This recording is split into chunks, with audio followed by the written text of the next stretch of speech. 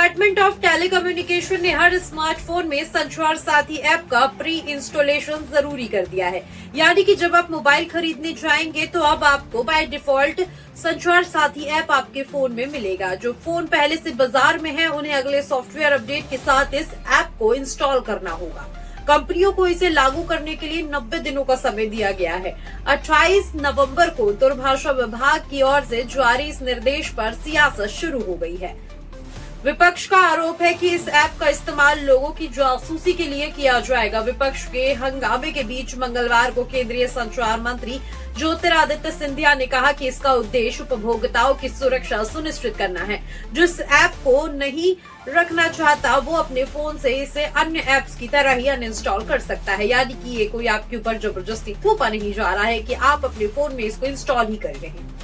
अब हम जानते हैं ये जो पूरा मैटर है, मैंने आपको शॉर्ट में बताया है, आखिर ये पूरा मामला क्या है, संचार साथी ऐप क्या है, कैसे काम करता है, सरकार इसे क्यों लोगों के फोन में इंस्टॉल करवाना चाहती है, विपक्ष यानी कि जो अपोजिशन से इसका जो है क्यों अगेंस्ट है और क्या आरोप लगा रहे हैं, सरकार का इस पूरे मुद्दे पर क्या कहना है, आइए जानते हैं बहुत डीप वे में डिटेल से। नमस्कार, मैं हूं आपके साथ साक्षी गुप्ता, आप देख रहे हैं पीयूडी डिजिटल न्यूज। भारत सरकार के डिपार्टमेंट ऑफ टेलीकम्युनिकेशन ने 28 नवंबर को स्मार्टफोन निर्माता और आयातकों को कुछ दिशा निर्देश जारी किए हैं। इसमें ये कहा गया है कि कंपनियां ये सुनिश्चित करें कि देश में उपयोग के लिए निर्मित या आयात हो रहे सभी मोबाइल हैंडसेटों यानी कि जितने भी मोबाइल फोन है उसमें संचार साथी ऐप पहले से ही इंस्टॉल किया गया हो और ये ऐप उपभोक्ताओं के उपयोग या डिवाइस सेटअप के समय आसानी से पूरी सक्षमता और बिना किसी प्रतिबंध के उपलब्ध हो सके, यानी इसके फंक्शन डिसेबल या रिस्ट्रिक्टेड ना हो। इसके अलावा जो फोन पहले से बन चुके हैं उनमें सॉफ्टवेयर अपडेट द्वारा इस ऐप को डालना इजी हो और आप इसकी कोशिश करें। इन निर्देशों के पालन के लिए सरकार की ओर से कंपनियों को 90 दिन का समय भी दिया गया है। इसके साथ ही 120 दिनों के भीतर इसे लागू होने से संबंधित रिपोर्ट पेश करने को कहा गया है। अब हम बात करते हैं कि संचार साथी ऐप क्या है और जिसे हर फोन में गवर्नमेंट क्यों चाह रही है कि इंस्टॉल हो। तो अब हम इसके बारे में भी थोड़ा जानते हैं। तो देखिए, डिपार्टमेंट ऑफ टेलीकम्युनिकेशन के अकॉर्डिंग संचार साथी ऐप जो है ये एक नागरिक केंद्र पहचान है। जी हाँ, नागरिक केंद्रित पहचान है जिसका मकसद मोबाइल सब्सक्राइबर्स को मजबूत बनाना, उनकी सिक्योरिटी के पर्पज से है और साथ ही सरकार की नागरिकों के प्रति जो जिम्मेदारी है उनकी प्राइवेसी, उनकी सिक्योरिटी को मेंटेन करने के लिए है। संचार साथी मोबाइल ऐप और वेब पोर्टल के रूप में उपलब्ध है।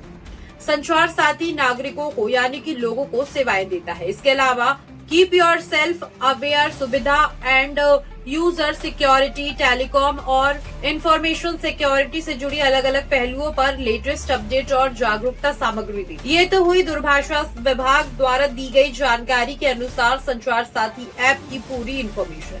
अब हम आसान भाषा में समझते हैं कि आखिर ये काम क्या करता है और इसका पूरा मकसद क्या है। दरअसल सरकार इसे लोगों को साइबर फ्रॉड से बचाने के लिए एक टूल बता रही है। इसके साथ ही अगर आपका फोन चोरी हो जाता है तो इस ऐप के जरिए आपका फोन आसानी से ट्रैक हो सकता है। इसके साथ ही ऐप लोगों को international mobile equipment identity number के माध्यम से मोबाइल हैंडसेट की वास्तविकता जांचने में भी सक्षम बनाता है। अगर आपके साथ ऐसी घटनाएं होती हैं जिसमें आपको धोखाधड़ी होने का संदेह है तो आप इस संचार साथी ऐप के माध्यम से इसकी रिपोर्ट भी कर सकते हैं। इसके जरिए आप अपने नाम पर चल रहे मोबाइल कनेक्शंस की जांच कर सकते हैं। साथ ही जो आपके फाइनेंशियल बैंकिंग है इन सब का भी जो है इसमें डिटेल आपको मिल जाएगा। मोबाइल चोरी होने पर आप संचार साथी पर इसकी रिपोर्ट दर्ज कर सकते हैं। यहाँ से साइबर सेल आपके फोन को ट्रैक करेगी। इसमें भी संचार साथी ऐप आपकी मदद करेगा। साइबर फ्रॉड से बढ़ते हुए मामले को देखते हुए 2023 में ये वेब पोर्टल के रूप में शुरू किया गया था। 17 जनवरी 2025 को इसका मोबाइल ऐप भी लॉन्च कर दिया गया। अब हम बात करते हैं कि IMEI नंबर जांचने से हमारा क्या फायदा होगा। मैंने जिक्र किया कि ये नंबर होगा तो फर्जी या नकली IMEI वाले मोबाइल हैंडसेट साइबर सुरक्षा के लिए गंभीर खतरा बनते हैं। इसे एक उदाहरण से समझते हैं, सिंपल एग्जांपल से। मान लीजिए कोई फोन चोरी हुआ है, उस फोन का IMEI जो नंबर है वो नकली था। अब इस फोन को जब ट्रैक करने की कोशिश की गई तो अलग अलग स्थानों या अलग अलग लोकेशंस पे ये जो नंबर है ये एक से ज्यादा हैंडसेट्स पर जो है ट्रैक हो रहा है, क्योंकि नकली IMEI नंबर के साथ एक नंबर से कई सारे फोन बाजार में मौजूद हैं। ऐसे ही सही फोन को ट्रैक करना बहुत बड़ा जो है टास्क होता है। जो इंडिया है इसमें सेकंड हैंड मोबाइल का जो है वो काफी बड़ा मार्केट है। ऐसे मामले को देखा जा सकता है कि इनमें चोरी, गुमशुदा या ब्लैक लिस्टेड मोबाइल भी बेच दिए जाते हैं। ऐसी स्थिति में इन मोबाइलों को खरीदने वाला भी अपराध में भागीदार बन सकता है। जी हाँ, और उसे भी जो है कानूनी तौर पर जो कानून है उसको फेस करना पड़ सकता है।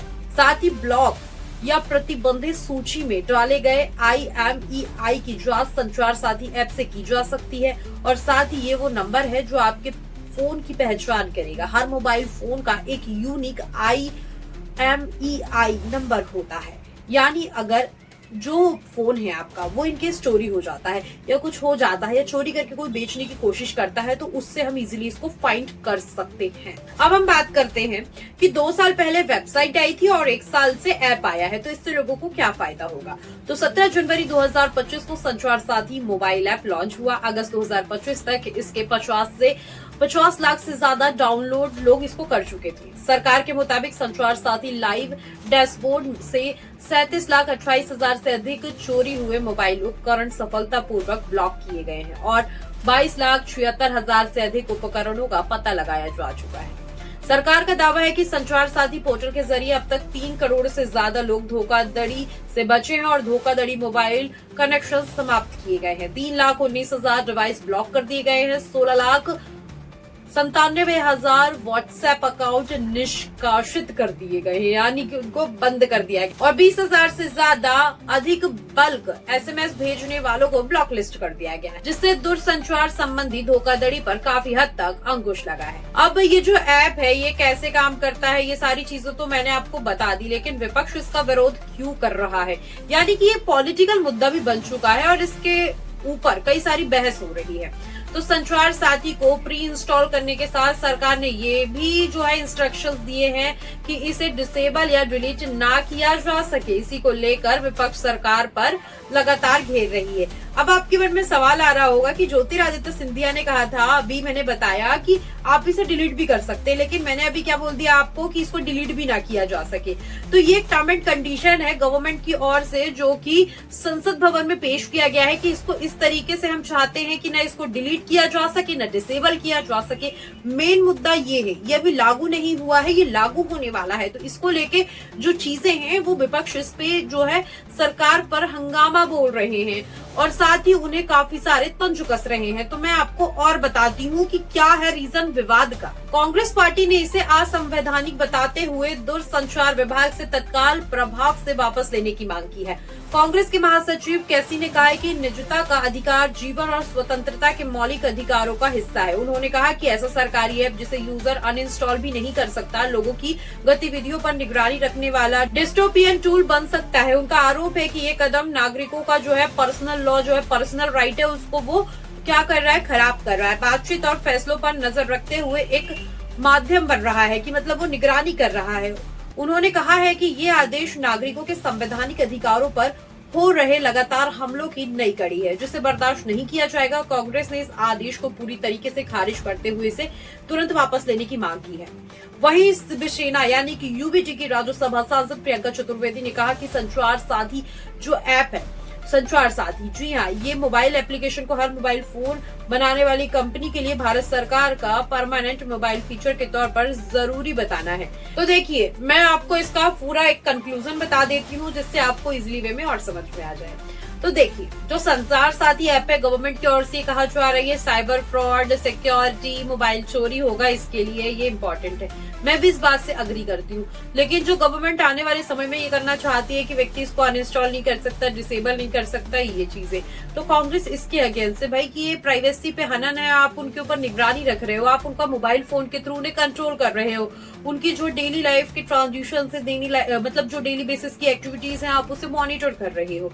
एक तरीके से कांग्रेस का कहना भी सही है, दोनों ही मुझे अपनी अपनी जगह सही लग रहे हैं। लेकिन आप मुझे कमेंट सेक्शन में ये बताइए कि आपके अकॉर्डिंग कांग्रेस सही है या गवर्नमेंट सही है? सिक्योरिटी जरूरी है आपके लिए या ये जो कंडीशन है कि आप इसे अनइंस्टॉल नहीं कर सकते ये सही है? आप अपनी राय जरूर दीजिएगा और प्लीज कमेंट जरूर कीजिएगा। नमस्कार।